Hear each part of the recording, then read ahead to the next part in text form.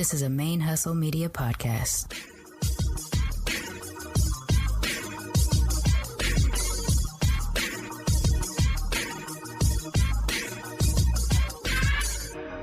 Hello and welcome to the show.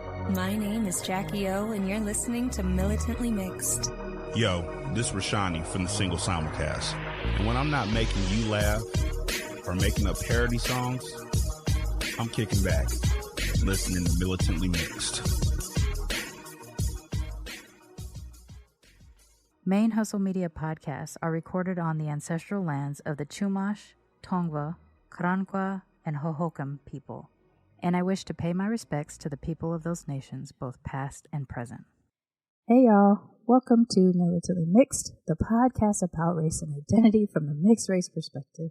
I am your Sir Auntie Sharmane Fury, aka the Blasian Blurred, the busiest mixed race, bi-gender, bisexual, polyamorous, atheist, comic book nerd, cat mom, and two-time Asian American Podcasters Association's Golden Crane Award-winning podcaster in this podcasting game.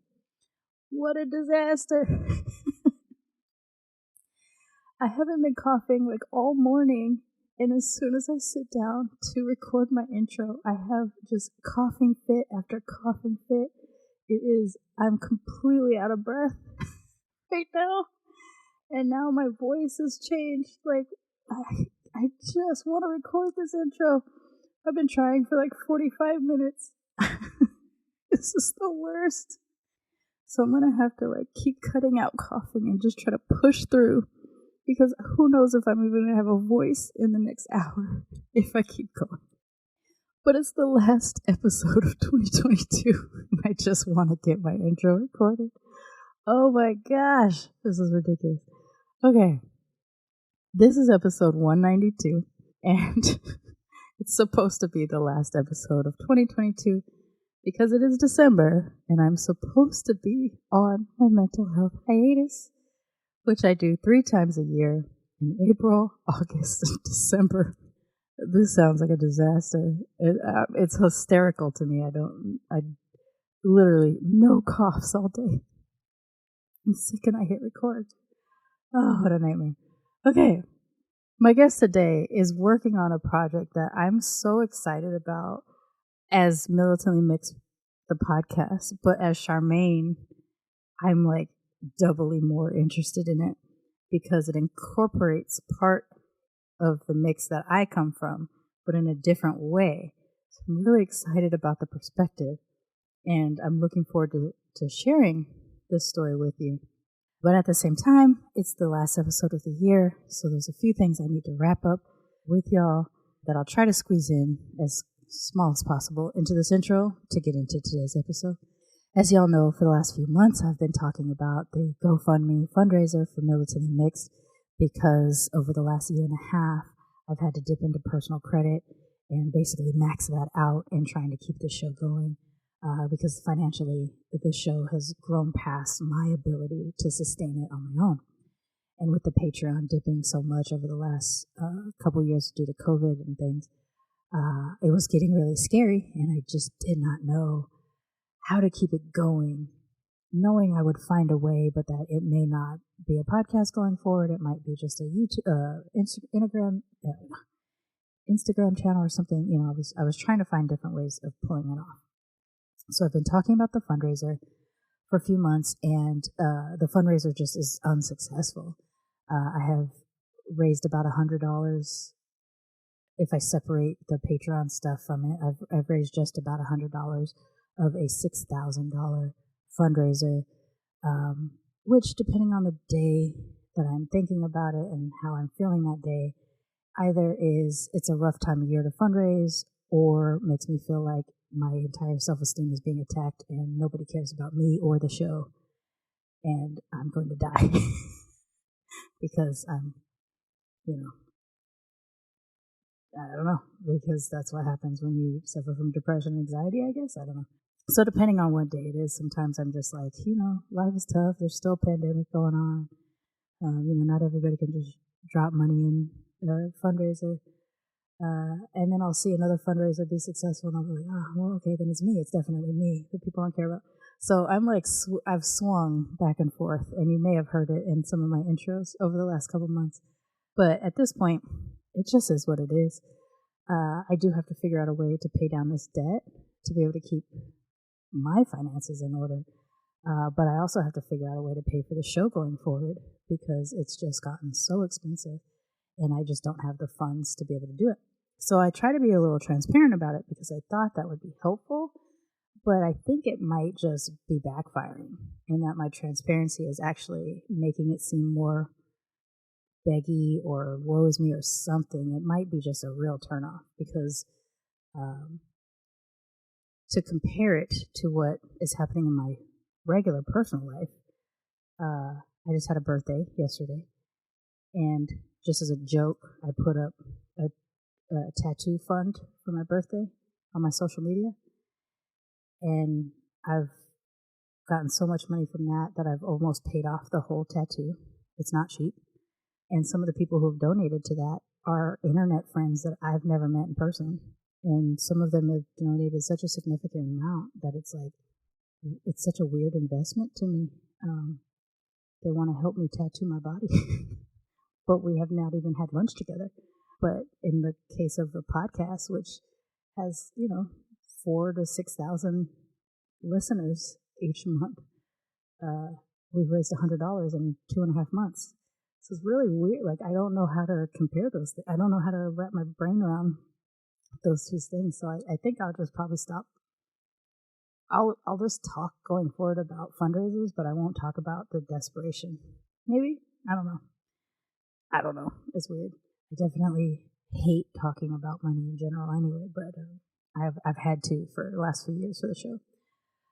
But one thing that's happened for the show that is amazing is that the Patreon sponsorship has picked up over the last couple months, and it's been going up and down. It's been kind of a little bit of a roller coaster, but I think the lowest we were at, I forget exactly, my brain's not really tuned to it at the moment, but I think it was like $249 or $259 or something around there. It had gotten quite low, and I was getting really nervous. And then over the last month or so, it started to pick up so much that at the highest point, we got up to $420.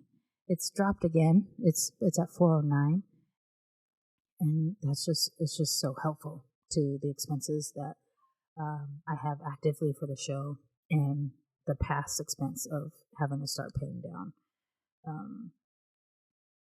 that debt from last year. So it's just great, and it gets us that much closer to the goal that I've had for the show since 2019, which is to achieve a minimum of $500 a month in Patreon sponsorship.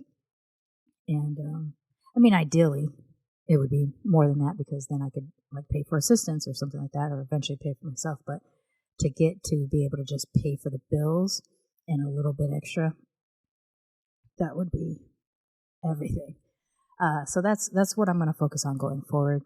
Is not necessarily the active fundraiser near the end of the year. Maybe there's a better time of year to do that. But to really be promoting and pushing the Patreon. There's the tip jar, paypal.me/militantlymix if you just want to drop, some coins in there every now and then to help out, or to, let me know that you like my work, one particular episode or another or something like that. But the Patreon, it's really the bread and butter of the show. And so I'll continue to try to make that a better place to be more encouraging, to help keep the show going. And then, of course, there are the t-shirts, the Be Your Mix Self t-shirts, the logo tees, the Mixed and Hello lines. I want to start making more efforts in getting better designs out there. I've pulled some of the designs that I'm going to put back up or get new art for and stuff like that. Because a clothing piece was always something I was interested in doing, but I just haven't had the time to be able to stop and focus, or I need to reorganize my time a little bit better to be able to do that. So that'll be the goals going forward, is focus more on Patreon, try to get some more t-shirts together. And so for the 2022 Be Here Mix Self t-shirt, that is still going to be available until the end of the year. So December 31st will be when I pull that down. If you are looking to purchase one of those shirts before the holidays, I think the drop date is like December 11th for the Christmas holiday. For the other winter holidays, I'm not exactly sure how it lines up, to be honest. I'm not even 100% sure how it lines up for Christmas, although I think I saw something that said December 11th. I don't often pay attention to the holidays, the winter holidays anymore. But there are some supply chain issues still globally due to COVID and like legit our international relations. And so deliveries are a little bit slower. So I think they only have soft deadline guarantees now where they give you like a week range versus an actual it's going to be here by date. And that is for the printers of those shirts. So for the 2022 Be Your Mix As Self t-shirt, that'll be available to December 1st, and then that'll be pulled down. I am making a sticker for that, so that'll be available on the website soon as well. And that's all I got to say about those things. But now to get back into today's episode. My guest Vicky is, like I said, an animator and is working on an animated documentary for people of Japanese and British heritage living in Britain. And while I do share a portion of this mix in that I am both a Japanese mixed person and a British mixed person, I did grow up here in the United States. And so while I did grow up with my British grandmother living with us on and off in my childhood, I'm still American born, and I'm curious about what the experience is of Japanese British people, mixed Japanese British people, knowing what I know about what it's like to be in England. I've shared a few stories in the past, and I will talk about some in this episode of what I experience when I'm in England as a mixed brown person with my white British family next to me. And so I'm curious about that. I'm really looking forward to seeing the documentary when it does come down the pipe. So just for clarity, though, the project that we are discussing, she is in the outreach phase of that project. She is just now connecting with people that saw the post, have reached out to share that they are Japanese and British heritage, they're living in Britain, and they would like to participate. She's in that screening phase to get there. So we're not looking for this project to be in completion in the next couple of months, but it's going to be just something that I'm going to want to be plugged into until it comes to completion down the line. But when I saw the post, I was excited, and I reached out to get her on the show because I want to see what happens with that. Vicky is a real mild speaker, a little quiet, and a little, there are moments in which she expresses being a little unsure because she's so new to actually actively diving into her mixed race heritage. It's not like she didn't know she's mixed. She's got a white parent and Japanese parent. She grew up in the British country side and stuff like that. So it's not like she didn't have an awareness. It's just that she wasn't in spaces where she was actively talking and actively engaging in mixed community. And she's at the very start of that. And you can definitely hear it in our discussion. But what I'm really looking forward to while she's progressing in this project with this documentary is her finding that community that's going to help continue to build her own confidence in her own mixedness, as I talk to everybody about on this show. I've always been pretty actively mixed person, in your face mixed person, and yet I deal with imposter syndrome quite a bit and different things. And now that I do the show, I find that I'm quicker to get over my imposter syndrome because of how many conversations with mixed people I have, and I'm kind of hoping that and wishing that for Vicky as well. So without further ado, please join me in welcoming our last cousin of 2022 to the Militantly Mixed family, Vicky Carr. And unless I get bored during the month of December, you won't hear from me again until next year. So Happy New Year, and thank you everybody so much for giving me another year of Militantly Mixed. My life would not be anything remotely to as happy and free as it is now if I didn't have the show. And don't forget to be your best selves. Peace out.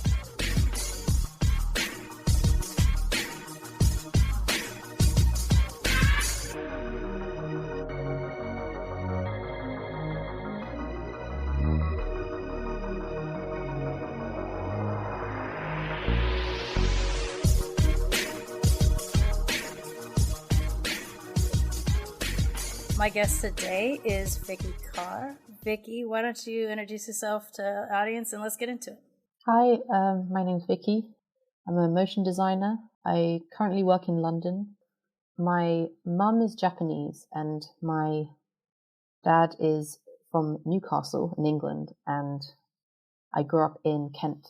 So you are actually the very first Japanese and British person that I have met, either monoracial or mixed, outside of myself and my brother and my other 4 cousins that are also Black, Japanese, and British. I don't know any other.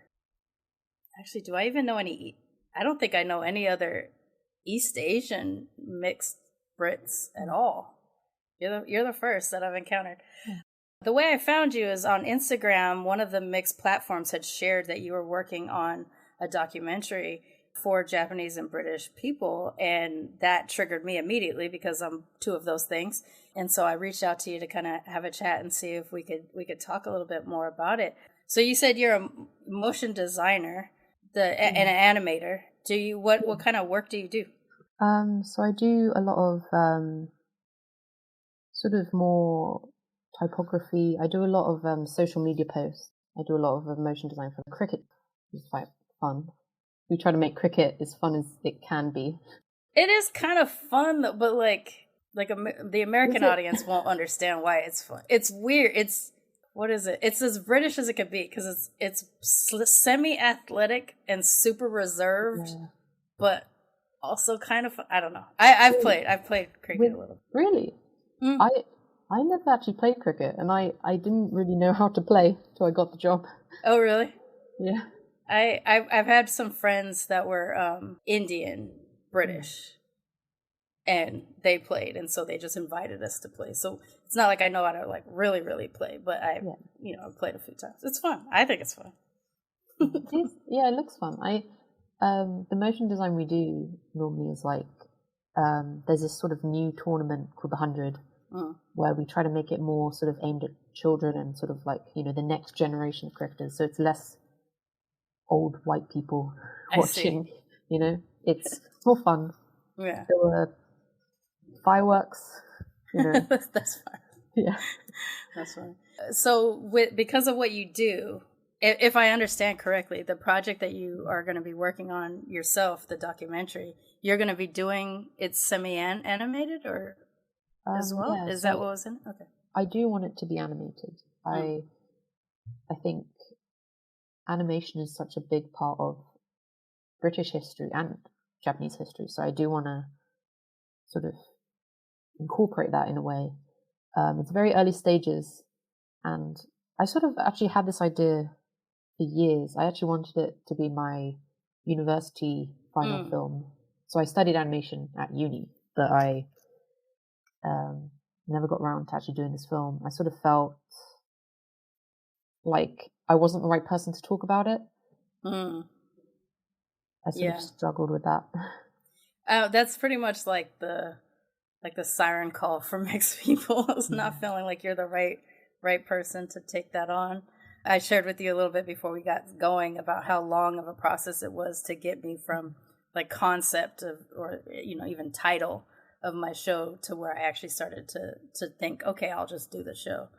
And now I definitely feel I'm the right person to do this show, like the way that I do it, versus anybody else. But it takes a long time to like shed off that imposter syndrome. In addition to, am I the right mix? Do I have a big enough access to all of my mixed things? So you and I talked a little bit beforehand about you growing up in the English countryside, and maybe not an extremely diverse community where you. The way I've described it to people from my experience of England is, once you leave the city, you don't really see that many brown people outside. Yeah. So can you talk a little bit about what it was like growing up for you, like Japanese and British mix in the countryside? Okay. So I grew up in a very small town.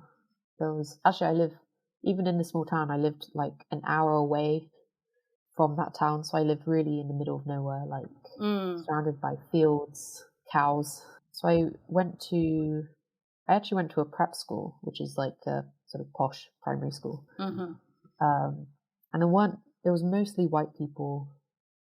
I remember there was another Japanese girl, but it was like a few years below me, and at school.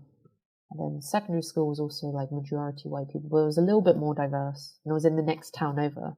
How did your parents come to meet? Like, it's one thing for mixed people to show up in London because there's, you know, it's an international city and everything like that. But how did your parents come to meet and end up in the countryside with a little mixed daughter? Actually, it's quite an interesting story because they actually met in America. Oh, really? So my brother was actually born in America. He was born in Manhattan, and they met in Manhattan. I don't know why they moved to England either. Oh, so is your father also not British? No, he is British. Oh, so he is. Okay. I think after university, I'm not sure how long after, but he moved to New York, and he worked there for like 17 years. Oh, wow. And my mum was on holiday in New York. And I think, so my dad actually did karate. Okay. And he had a friend who my mum knew, and he sort of introduced them. And yeah, so they met in New York, and I think they did like a long distance relationship for a while, because obviously my mum was just on holiday. And then she eventually moved over, and my brother was born. Yeah. And so by the time you came around, they were already living in England. Yeah, so they moved a year before I was born.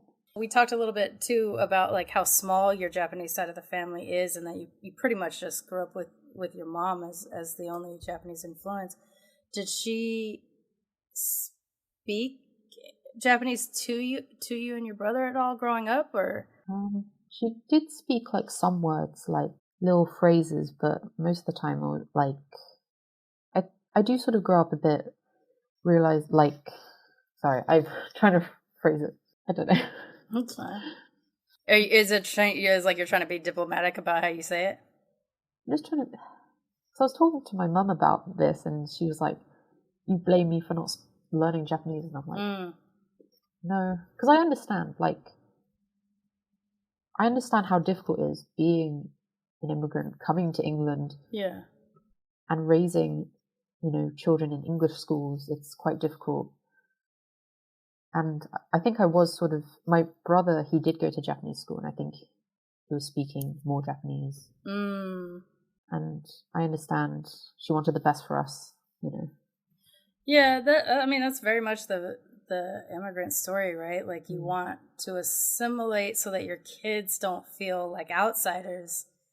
But the thing is that I don't think they realize, because that's a very much experience in my family too, is that we're going to be kind of on the outside regardless, because we are, like, you're not going to trick people into thinking we're not like everybody else. And so I would hope, like, now mixed generations would actually still expose their children to both, so that they have the chance to figure out where they fit the most. But same with my family. Like, and in fact, the American military had made my grandmother take what they call American domesticity classes, but what we call yellow bride classes. If you were an Asian wife, they made you take classes to learn how to cook American food, speak English. They would tell you, like, don't teach your kids Japanese because you'll confuse them. They, like, their brains can't function in multiple languages, which is insane, because, like, there's my grandmother literally existing in 2 languages, and yet they're telling her that that'll mess up their brain development. And so she was adamant about not teaching her children Japanese, and that extended to my generation, so that by the time I come around and I'm begging to learn, my grandmother's still not explaining why she doesn't. So, like, it does make sense. It doesn't mean that it's not frustrating, or that it doesn't kind of make it a little difficult for you, but I get it. I also feel like it was also a bit partly my fault as sort of a child growing up. I was so like, I don't want to learn stuff like, sure, yeah, like all the other kids don't, like, so I actually did a little bit of Japanese learning. We did this thing called kumon, which I remember that. Yeah, they teach, I think they just teach English and maths, but the kumon near me taught Japanese as well. So I did sort of like basic hiragana and stuff like that. But I remember like hating it because it was like, it was after school, and I was like, no, I want to play. It's like, I don't extra, want to. right? Yeah. Yeah. So it was sort of like, I didn't know as a kid, like was so oblivious to it, I guess. Yeah, I mean, and that's a big part of kind of like what we were talking about earlier too, is that that thing of where like I mean, how can you be responsible for you being you're a child and everybody's doing something else? Why would you want to stand out? So it makes sense that you would be resistant to it, right? And yet at the same time, as you get older, you're like, oh man, it would have been so much easier if I'd known this when I was younger. But you're just a kid. How are you going to know? It's such an unfair, like hindsight responsibility to put on yourself, you know? And that being said, at the same time, your parents are doing the same thing. They want you to feel regular, and you're not gonna feel regular compared to the way the other kids feel regular. It's just tough. Like, it's really tough. I had like young adult, late teenager anger about not being exposed to enough Japanese. And I mean, I was exposed enough that I have like the vowel sounds correctly. I can sound like I can speak Japanese well, right? Whereas like my husband can't make do or tsu sounds, you know, like that kind of, right? Like, so I know, like, because of hearing it, I have this ability to pick it up a little bit better. That being said, my vocabulary is really small. My understanding of sentence structure is painful. Like, it's really painful to try to figure out. So it's tough. Like, I get all of the things. That being said, it would really be nice to have been able to do it if they figured out a way to do it in a way that didn't make you feel like you stood out so much. But so in my secondary school, we actually taught Japanese as a third language. So you have to do French, and then you can pick German, Spanish, or Japanese, which is really random. I don't know why it is random. Japanese. I mean, even like Chinese is like they still had Hong Kong back then, so like it seems weird that wouldn't have been the option. But it's cool. Yeah, it was really cool. So obviously my mum put me in that class, and so I did learn Japanese through that, but I felt like I was learning it as an English person with everyone else. There was actually another half Japanese girl in that class, and she could speak Japanese. So it was sort of like I was the not good Japanese one. Yeah, just whereas she was one more student. level of not feeling enough. Yeah. Did you grow up with any kind of like cultural things? Like I understand them not you speaking Japanese, but like at home, did you eat Japanese food? Did you get to participate in some of the matsuris and stuff like that? Yeah, so we did have like my mum did sort of teach me about the culture and like obviously the food, the amazing food. Yeah, we still have like traditional Japanese New Year's food. Yeah, New Year's is the big one for me too. I love it. Really good. But she also cooks like really good English food. Like she's just a good cook. Oh, nice. It's so weird because I always think this, like, you don't really know your parents as like people, right? You know your parents as your parents, and so I don't know if you've had many conversations with her about like what it was like for her to try to be transitionally becoming British on the, you know, through marriage and as a mother, I guess too, but still like trying to maintain like who she was for such a long part of her life until she moved to England. Do you know at all anything a little bit about how she? I don't even know the question I'm asking. Like, I don't want to assume struggle, but like, you know, you kind of do like think that people struggle in that transition period. Yes, I'm not really sure. We sort of don't really talk about it. I feel like I don't really know much. I don't really actually know much about my mum's side at all, really. Like, I'm sort of learning now, like, but I feel like a lot of it is kept, but I don't know. Well, I mean, culturally, Japanese are really secretive people. Many a times, like, my grandma would say, like, don't talk outside of the family about whatever. And it would be like, you couldn't even tell her own sister or her own mother something, which was like, the big one was that my brother and I had a black father. So we couldn't tell the Japanese side of the family that we were black. And they'd be like, and she'd specifically say, like, don't tell anybody outside of the family. And And it's like, are they not family? Like, I didn't understand that they didn't count as family. They were relatives, not family. And I didn't understand that. Like, no one explains it well enough. They just tell you, like, you're not supposed to say this and stuff like that. So it's hard. And also being from specifically a very assimilating type of culture, they just wanted to be Americans when they came over. And I don't know if that's something that your mom might have had as well. It's just like, I left Japan. I'm not Japanese anymore. I'm this new thing. So it makes it tough, like, especially as like any curiosity that you may have had as a kid might have been dismissed because they were becoming, you know, British instead of American, or I mean, instead of Japanese and stuff. Very possible. How do you feel?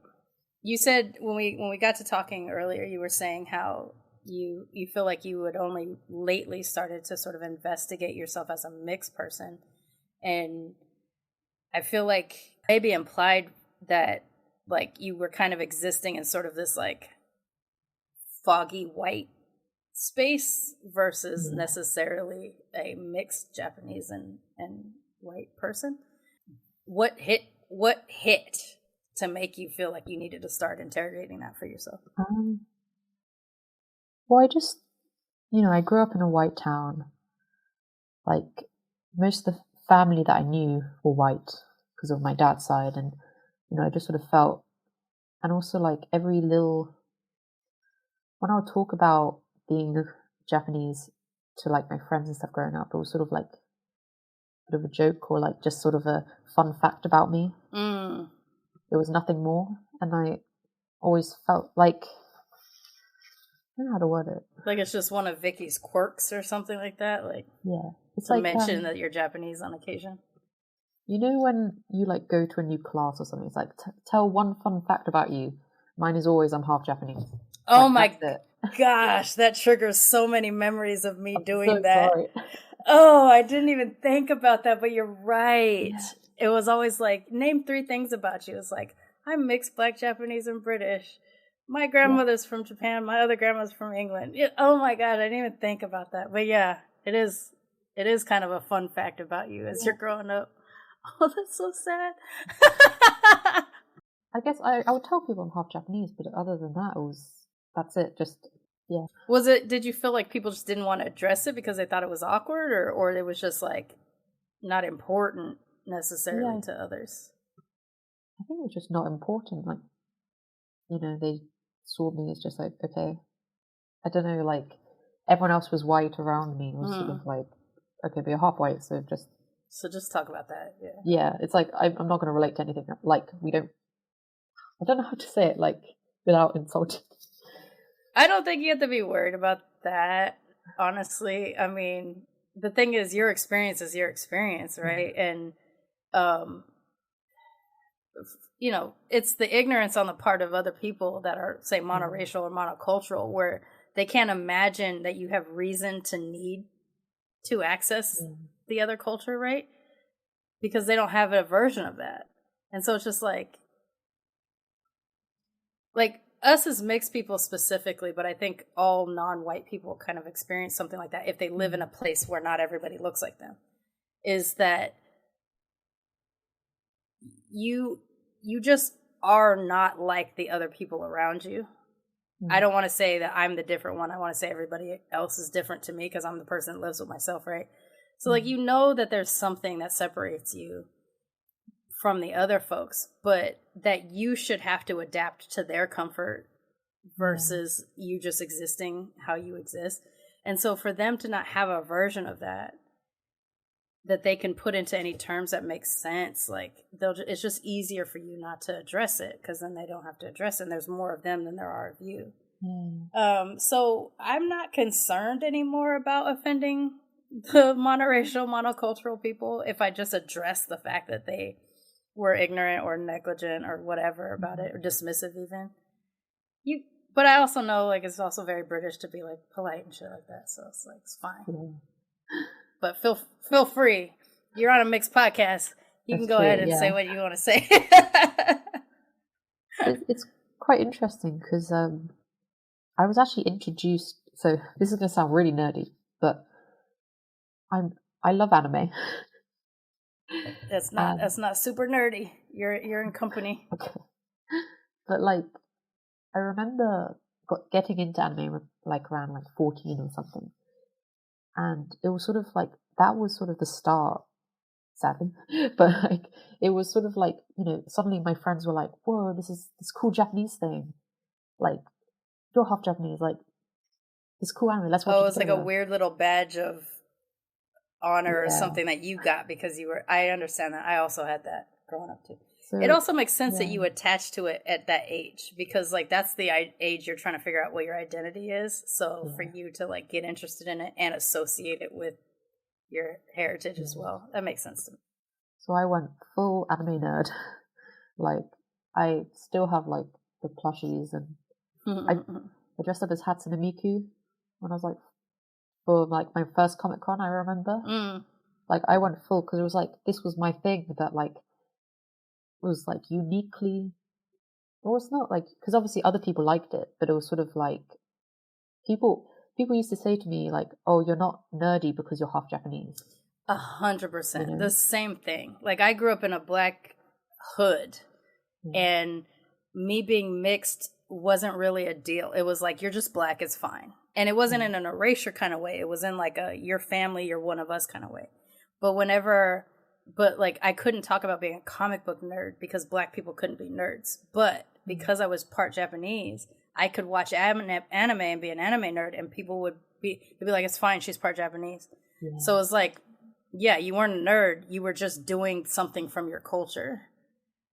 Yeah. And because you didn't grow up solely in that culture, you feel like you're accessing it. You know, kind of like you were saying, Japanese, right? Like you were accessing it as an English speaker. As an anime fan, like you're accessing it as a British kid, probably. Yeah.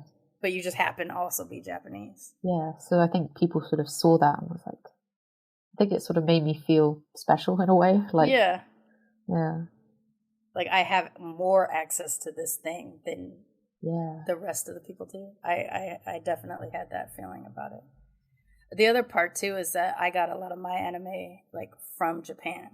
So I wasn't watching it in English. I was watching it in Japanese and, you know, subtitles, but still like I felt, you know, like a little bit more like I could access it more than like the other kids that were trying to get into it too. Like I remember bringing like a bento box to school in like secondary school, and all my friends were like, "Whoa, that looks like," you know, they see that from anime, but they obviously can't. They obviously now you can get a bento box anywhere, but but they're not gonna make them. They're not gonna do the right thing. They're gonna put their food in a bento box. So we would have Oh, I love showing up to school with Japanese food and everybody else having, you know, whatever food that they had. And it was just like, I got to have my little fancy bento. I loved doing that growing up. But also, like, there was this other part of me that I still felt. So I have imposter syndrome, if you haven't guessed. And I remember I had this friend, and she would joke about, we would sort of be like in competition with like how much we liked anime, and eventually like she would say things like, "Oh, I'm basically more Japanese than you." Oh, I hate that shit. And I remember once she brought miso soup in like a flask. Oh my goodness. Quite interesting. But yeah, it was sort of like, even then I had this badge of honor, you know, you would say, like it still wasn't enough. It was still, I don't know. Yeah, no, I think that, man, that is such a mixed kid thing too. Like, again, you know, I said to you earlier, like, you know, we're taught that we're halves or we're quarters, that we're, you know, we're taught like we're less, but when you really think about it, we're literally more things than other people. So why do we not take on the more part of it? Why do we allow others to tell us that we're less than? To the degree that someone who's not even Japanese, like even mixed Japanese, would say to you, like, I'm more Japanese than you. It's funny because one time my grandmother told my now husband, but at the time my boyfriend, that because he ate something she made at New Year's that I didn't want to eat, and so she said, he's more that Japanese than you. So we've been married now we'll be 23 years in February, and he will still remind me that my grandmother one time told me he was more Japanese than me. He'll be like, well, I'm more Japanese than you, so blah, blah, blah. You know, and knowing it as a more of a joke now at the time was really hurtful because, like, part of me was like, the reason why I'm not more Japanese is because of you. Like, you didn't teach me Japanese. You didn't make me eat these foods. Like, and so for this outsider, like a legitimate outsider, to come in and just like the food without any effort, was upsetting to me. Now I can handle it, but back then it was like so upsetting to me to think that like I couldn't even access Japanese stuff, like that the person who had the tools to make me more Japanese didn't, and then criticized me for it, is what I felt like was happening at the time. But when an outsider does it, you're like, the fact that it impacts us, you know, the fact that we allow those outsiders to convince us that we aren't enough of, or that we don't have as much access to it as they are. The other part is like, white people just have access, you know, to spaces. They just occupy spaces. They don't even have to think about it, and they don't have to ask for permission. Whereas we're literally from this culture, but because we're like removed to a degree, diluted from it, somehow we still have to ask permission to access it in a way that they don't have to. And that just baffles me. So in that case, I would want to tell you, like, well, then channel your white side, occupy the space, you know, move forward with the unearned confidence that like mediocre white people can, right? But then at the same time, you're still a Japanese person, and more than that, like as a femme or a woman or a girl, you're like literally taught to be smaller. And so you try not to take up the space. It's really, I think it's a lot more complicated as a mixed Japanese person. And maybe this extends to East Asians or other Asians, but since we're both Japanese, I'll say that, like, to make that effort, how difficult it is to make that effort when our culture actually does teach us not to.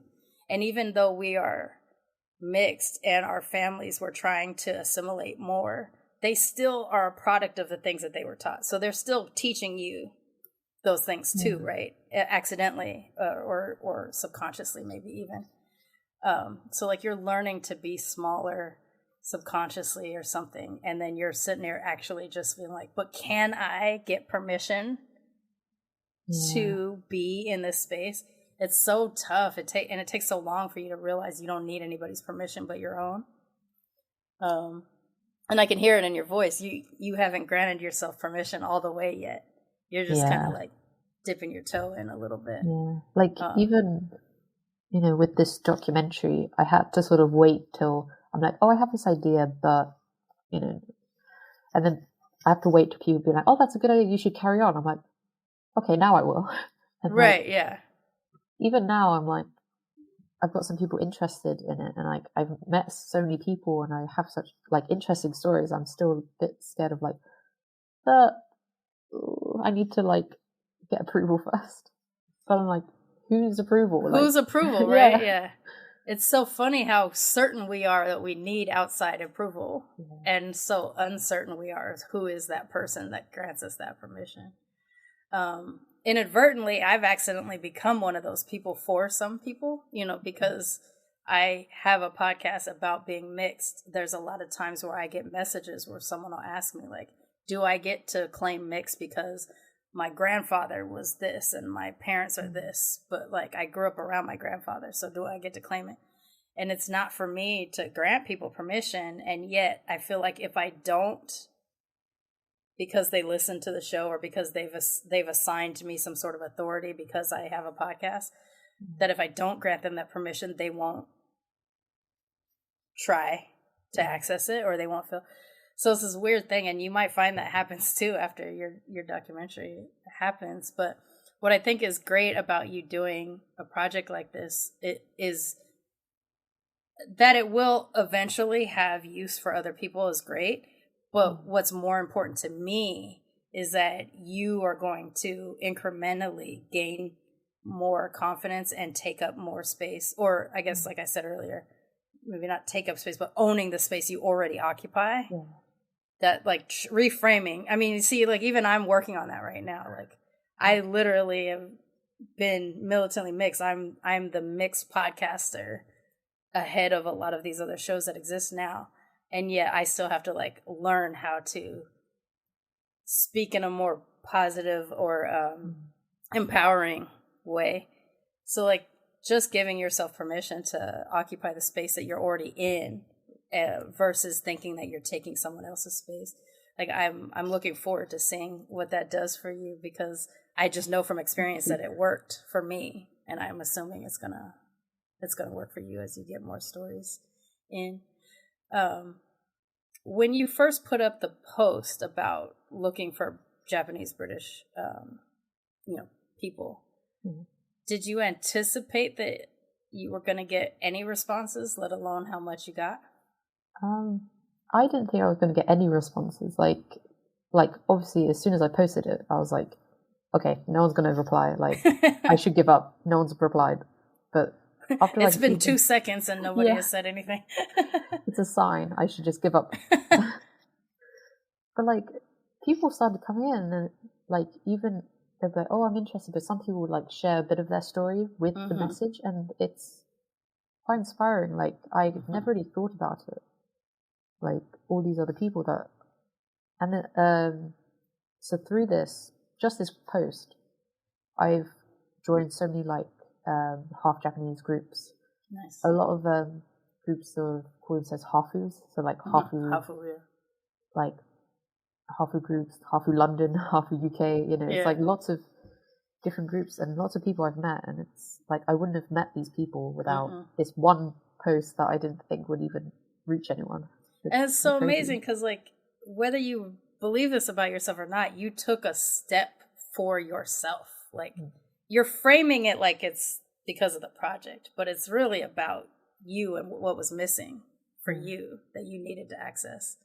And now you're going to get that access, and you're going to develop those relationships, which is, I just know will be amazing. Yeah, I'm really excited for that. I'm glad. I'm really glad. Well, for me, like I told you, like I saw it and I got excited. I saw it third party because it was a different mixed organization that had shared your post. But what was so exciting for me was that I didn't even realize I wasn't connecting to Japanese British people. Like I didn't make that connection. Like I know that I have access to mixed Black people. I know that I have access to mixed Asian people. And I know I have a very small access to mixed Black and Asian people, which is more of more of the way that I identify. But I didn't make the connection that, like, as much as I like to tell people, my white is British white, it's very different than the white around where I live here in the States and stuff like that. I don't access white people here. The white people I know are British, like the white people I grew up around, the white people my family are British. So when I saw that, I was like, oh my goodness, I never even made that connection. So it was kind of it was like a selfish need on my part to even reach out to you, because I really just wanted to, I make the joke about how I'm collecting all of the mixed people that I can. And it was just like, oh, I don't have a Japanese Brit yet. Like that was literally what I thought. It was like, I don't have one of you yet. And so I wanted to reach out.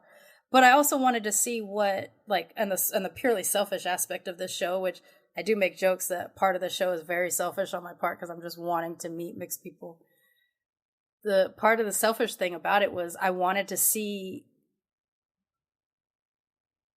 this is very telling, I want to see how British I am through other British people, because I grew up here in the States, and I do have a bit of a complex about like, it's so important to me that people know that my white is British and not American. And so having grown up with a British woman in my house, I want to know like what got in.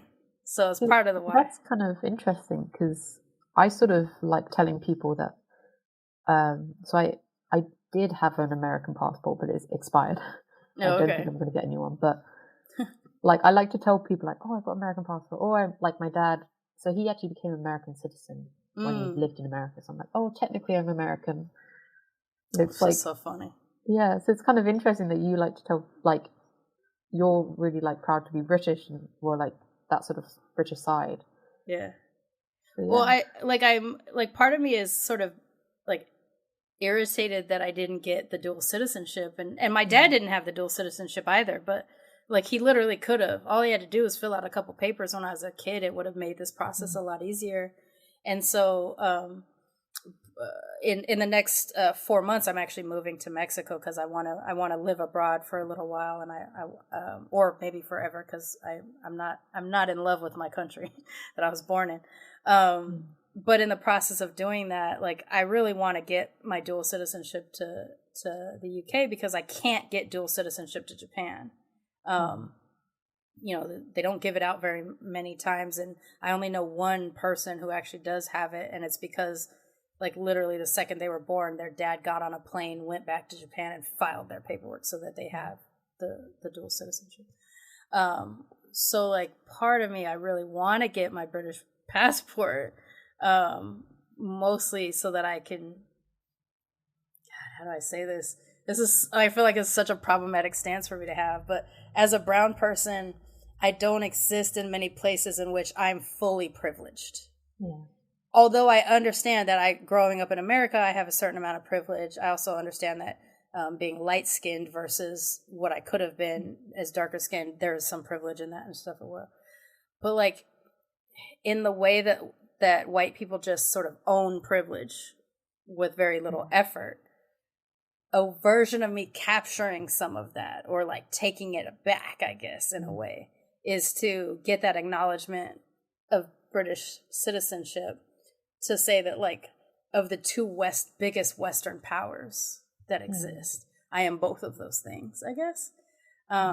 Because I also explain, like, the way I identify. So I always say I have different ways that I identify.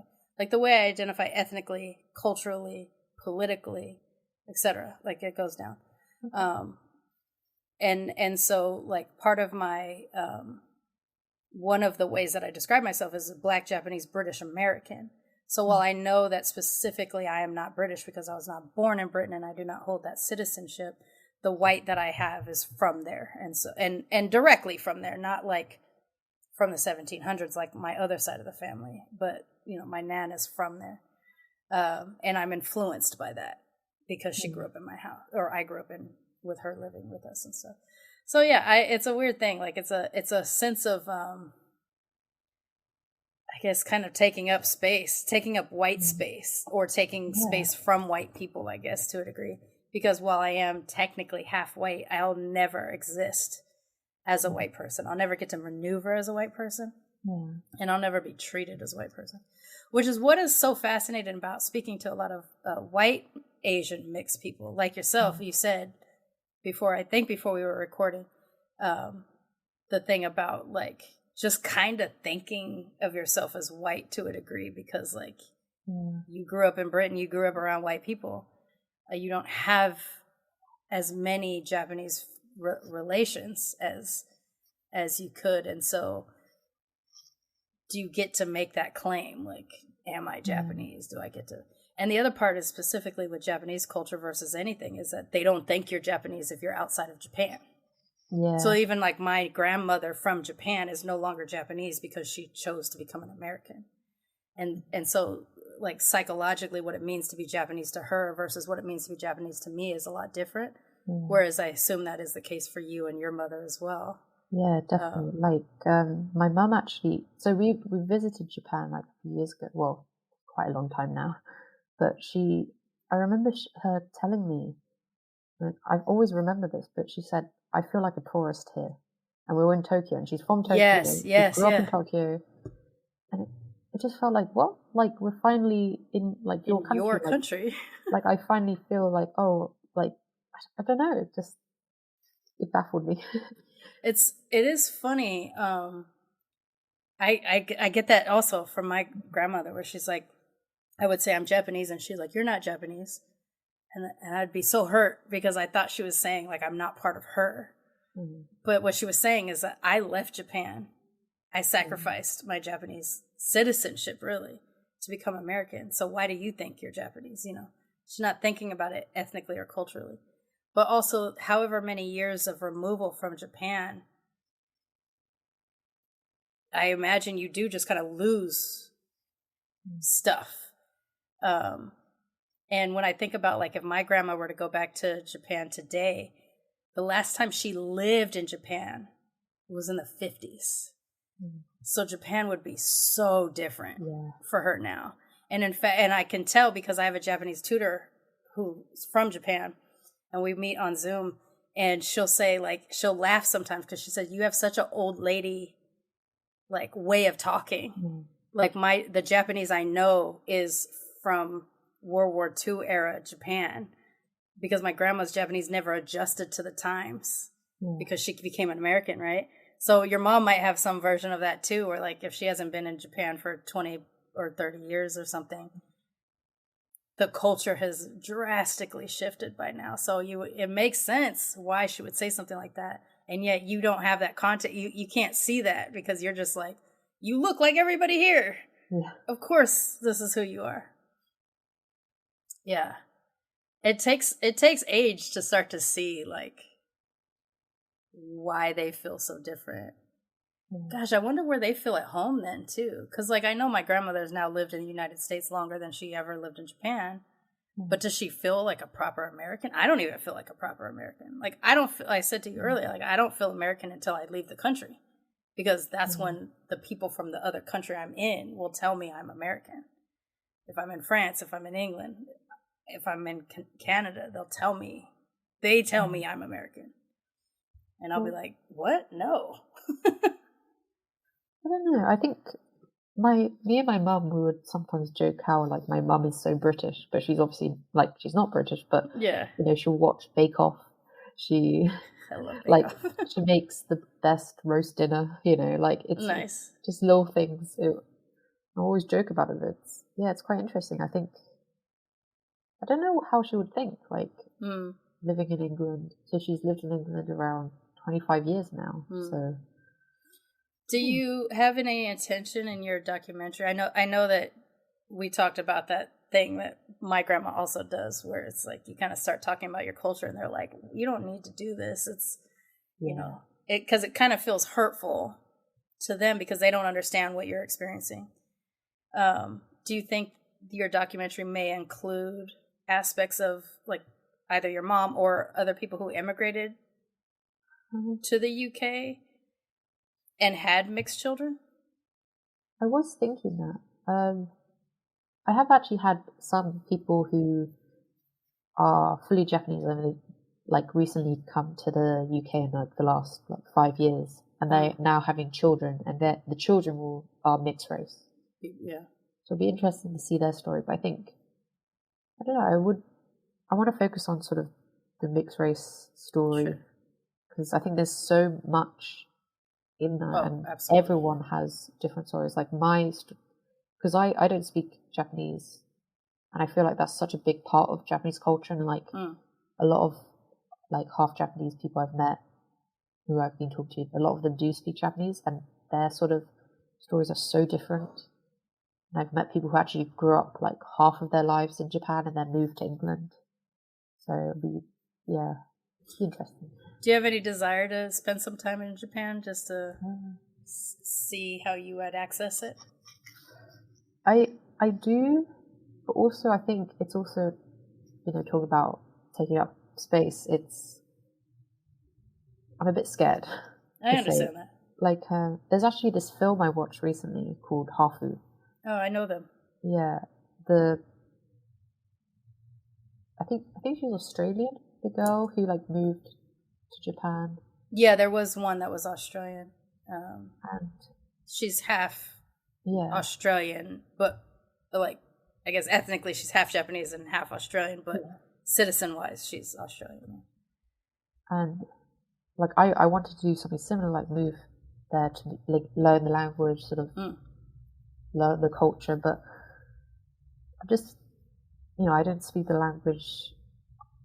I don't really, like, my grandparents, they sort of live in, like, small apartments. I won't have, like, a family to go to in a way, and I don't have friends there. It's sort of like I'm going to be, I feel like I'm just going to be an outsider there, even though I'm, by blood, I guess I'm, right. You know. And I mean, I think So this is something I also want to do. I want to spend some time. So as it stands, I've only been, in terms of my ethnic and cultural heritage, I've only ever been to England. I haven't been to Japan yet. And my African ancestry, although I am a product of the African transatlantic slave trade here in the United States, I've discovered that the country, or the place that my ancestors were kidnapped from, is now Gabon. It wasn't back then, but it is now Gabon.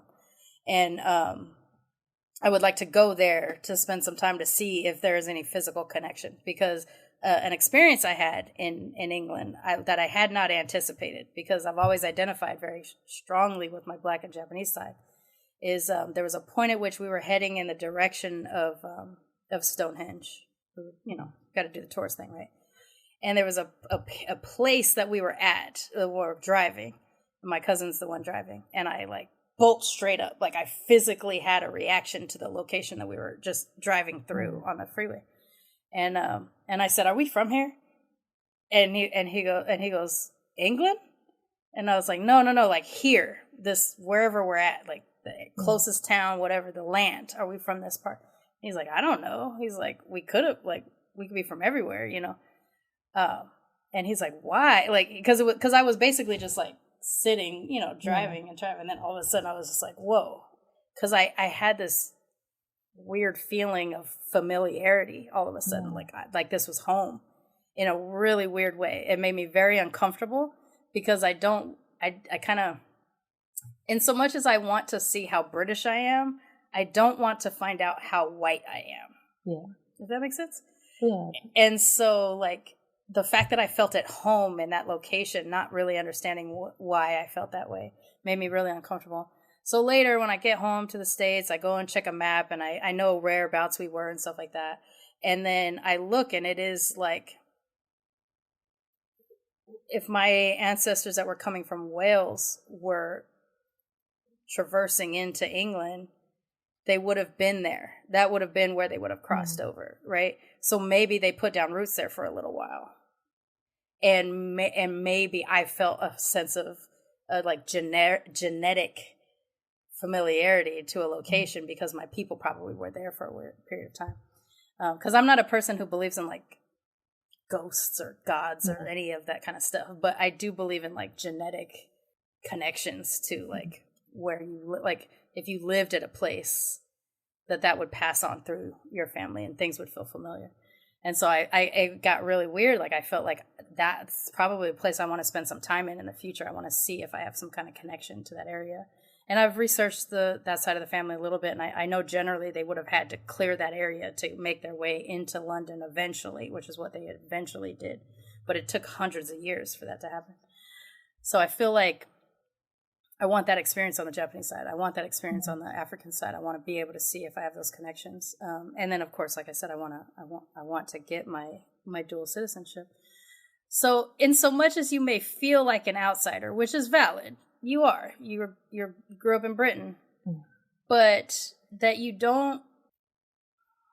wouldn't have permission from whatever. The universe, whatever, the land, the people, whatever, that doesn't make as much sense to me as if you don't reconnect, it'll be lost, is kind of what I think, right? So if you find a way to reconnect, then what ancestry do you discover that you had? How historically significant in the Japanese side of the family could your ancestors have been? Things like that. That kind of stuff is interesting to me. It may not be interesting to you, but in what you feel that you're missing sometimes, you might gain, even if you feel like you're an outsider the whole time. And I think it's fair that you could still feel like an outsider the whole time, right? Because you did grow up in a different country. But that would mean that you don't, I don't know if I'm going to pick the right word here, but deserve. I'm going to say deserve. That you wouldn't necessarily deserve access. Yeah. I don't think that is the case. I think we deserve access, just by nature of the fact that we are from there too. We're just removed by however many generations of people have disappeared. And in my case, and in your case, in my case it's 2 generations, but in your case it's 1 generation that removes you from Japan. If you don't have access to Japan after only 1 generation, I mean, you're like, if you choose to have children, your children will be 2 generations, and maybe they'll get fascinated and but they'll be like, well, my mom didn't have permission. You know what I'm saying? Like, I think we're by nature as humans, we're very nomadic. We've spread all over the world. So why not? Why not spread again? Even if it is for a small period of time. And maybe a year, like the Australian girl, I think she did a whole year, which was very difficult for her emotionally because, you know, you're away from home for a long time, but that's a long time to choose to be an outsider, you know. And it was hard for her, I think. But in your case, like if you just chose to do 3 months or something like that, you might find, like maybe you incremental, like you do 3 months and then maybe, or a month even, and then maybe the next time you go for a little bit longer. I feel like that would get you in touch with something. Even if it's not like full cultural access, you might find some little nugget that you can connect to. And which I've managed to do in different ways. Like I've managed to find these little nuggets that make me feel like I get to claim my Japaneseness. I get to claim my Africanness, you know, or my Britishness here. You just have to, like, I feel like you're the only person who can grant or take away permission. Yeah. And that's a tough thing. And maybe you're not there because you're at the start of your documentary journey and your investigation. And maybe 4 years from now, like where I'm at, I've been doing this podcast for 4.5 years. I've been talking to people. Every person I talk to, I get a little bit stronger. I get a little bit more knowledge, even if their mix is not my mix. You don't know. Like, I would just say don't close yourself off. Yeah. To that possibility. Yeah, I see what you're saying. Yeah. Because you don't know what, like, a beautiful thing you might learn about who your family was or who you might become because of that little bit of, like, oh, I was this, you know. On my Japanese side, we're from 2 different samurai clans, and one of them is one of the biggest ones. And I feel something about that because my grandmother was raised by her grandmother, who was the last generation of samurai class before the changeover. So she is very much like, even though she's removed by a generation, she is nurtured by the lessons and the values of that time period. And she's part of who raised me. And so I'm also nurtured and connected. So I have a connection back that 150 years just through my grandmother, right? You don't know. You might really find something that you would be fun. Or maybe it's easier if you do it in a group. It's kind of one of those things I do want to do, just like get a group of people together. It's like, hey, let's all culturally connect to where we come from, and you know, that way we can support each other in those moments, but also get that access, even if it is just for a month or something. I think that would be important. But we are coming near to the end. I'm sorry that I like rambled on. I want to empower, encourage you to do that. But what is something with how you're accessing your mixedness now and this effort that you're going to be putting yourself through going forward and creating this documentary? What is something that you actually love about being mixed? I think it's just this journey I'm going on. I really like what I'm. Sorry, how do I say? I really like this journey that I'm started and like going through now. Sort of learning new things about myself that I never thought were important, but they are. They're like part of me. Yeah. And what else? You only need one. Yeah. See, I'm very new to this journey, and it's, you know, I spent most of my life hiding who I was in a way, and like not hating, but just not feeling comfortable myself. Yeah. And it's like I should be embracing who I am, and I think just creating this project is going to help me, I think. Yeah, I think it will too. It's funny because depending on where you are in your journey, I like to ask that question near the end, because sometimes it's trauma for us, the experience of being mixed, and sometimes it's just like that feeling of discomfort, like that you've gone this many years of your life being like in discomfort just about like your identity and stuff, that to find something positive, to find something good about it might be that next step to being a little bit more comfortable. So I think like that's where you're at. You're at the start of that journey, and that's like, to me, like a person who like lives in mixedness all the time, it's exciting to see that start. But it's a daunting task that you're about to enter on, and there's going to be times it's going to be very difficult, and times that it might be even painful. But I hope that you do grab on to the exciting aspect of it, which is that you're going to go from isolation to community in the process of what you're doing. And I think community is very important in terms of mental health, our self-esteem. I think a lot of stuff is wrapped up into like, you know, the way outsiders do validate you by just existing and just being present.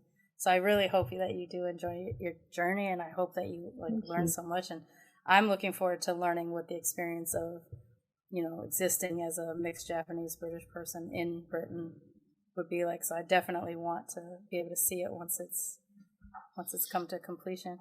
So why don't you tell everybody how to find you or the documentary or anything that you want to share? So the documentary is still in early stages. I'm still sort of, to be honest, I'm just sort of having a personal journey. That's a good place to start. Yeah. And just sort of getting to know people first before I actually make something. Yeah, that makes sense. So I guess my Instagram is at Vicky's Animation, VICKYS Animation. Yeah. Okay. All right. So if, even though I know that you've been hit with quite a big list of people to reach out, if people did want to reach out and participate in some way, that's how they could do that. Yeah. So just DM me, and even if it like, I just want to know more people's stories. Like, it's the Pokemon effect. We just want to collect more mixed people. Yeah. I definitely agree with that. Well, please keep me involved in some way. Like, keep me posted. Let me know what's going on. I definitely want to be of support in some way if I can. And then hopefully next time I make it to England, I can reach out and meet up. There's like, at this point, there's like about 12 people that have been on the show that I want to meet once I get back the next time. I haven't been back since 2014, I think. It's been quite a while. Big group England meetup. I would love it. Yeah, that would be amazing. All right, well, thank you so much for joining me for this show. Thank you for having me. I really appreciate it. Militantly Mixed is a ManeHustle media podcast, produced and hosted by me, Sharmane Fury. Music is by David Bogan the One. You can follow us on social media on Twitter, Instagram, and Facebook at Militantly Mixed. If you'd like to become a sponsor of Militantly Mixed, please go to patreon.com/militantlymixed for monthly sponsorship, or paypal.me/militantlymixed for a one-time only donation. And if you like what you hear on Militantly Mixed, please subscribe, rate, and review on iTunes or wherever you listen to podcasts. And don't forget to be your mixed-ass self. ManeHustle Media. Turn your side hustle into your main hustle.